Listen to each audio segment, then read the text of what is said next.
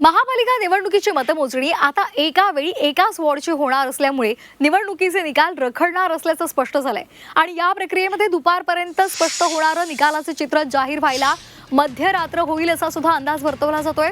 या संदर्भात महापालिका सुद्धा संभ्रमात आहे। नक्की कुठल्या पद्धतीने मतमोजणी करायची याच्या मार्गदर्शक सूचना द्याव्यात यासाठी राज्य निवडणूक आयोगाला पत्र सुद्धा पाठवलेलं आहे। मुंबईसह राज्यातील 29 महापालिकांसाठी 15 जानेवारीला मतदान होणार आहे आणि 16 जानेवारीला सकाळी 8 वाजल्यापासून मतमोजणीला सुरुवात होणार आहे। या निवडणुकीमध्ये मुंबईतील 227 प्रभागांसाठी 23 विभाग निवडणूक कार्यालयात तैनात करण्यात आले आहेत आणि या 23 विभाग निवडणूक कार्यालयाअंतर्गत 8 ते 10 प्रभागांच्या मतमोजणीची जबाबदारी असेल।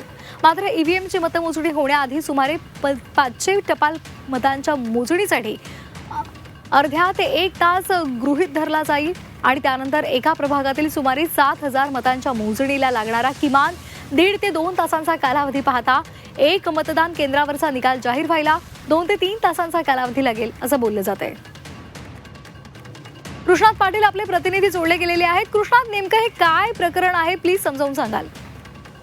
एकूण मुंबईत 227 प्रभाग आहेत आणि 23 आरओ जे आहेत ते मुंबईत आहेत आणि प्रत्येक आरओ मध्ये साधारणतः 8 ते 10 हे प्रभाग येत आहेत आणि प्रत्येक प्रभागातून एकच उमेदवार हा निवडला जाणार आहे। त्यामुळं या प्रभागाच्या या एका आरओच्या अंडर येणाऱ्या सर्व उमेदवारांची सर्व प्रभागांची एकत्रच मतमोजणी करायची की वेगवेगळी मतमोजणी करायची असा प्रकारचा एक संभ्रम निर्माण झालेला आहे।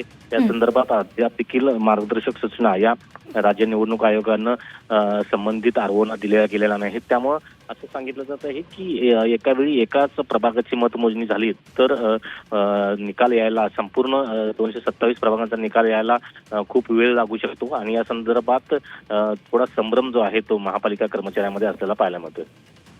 धन्यवाद दिलेल्या माहितीसाठी। त्यामुळे आता हा संभ्रम कसा दूर केला जाणार हे पाहणं अत्यंत महत्त्वाचं आहे।